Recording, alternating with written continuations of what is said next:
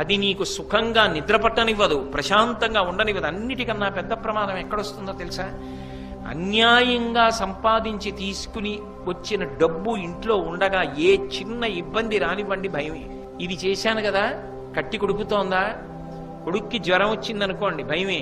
అయ్యో బాబోయ్, ఇలా సంపాదించి తెచ్చాను కదా, ఇది ఏదో పెద్ద అనారోగ్యం అయిపోయి చాలా డబ్బు ఖర్చు అయిపోదు కదా, తెచ్చిన డబ్బు ఒంటికి వచ్చిందనుకోండి భయమే.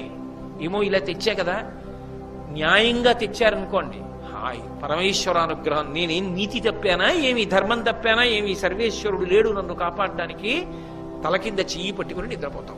ధృతరాష్ట్ర మహారాజా, అందుకు నీకు నిద్ర పట్టదు.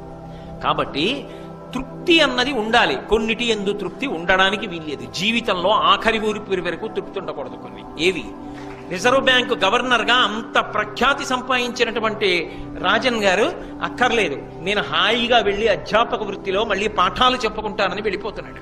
అంత కీర్తిని సంపాదించుకున్న వ్యక్తి అంతర్జాతీయంగా.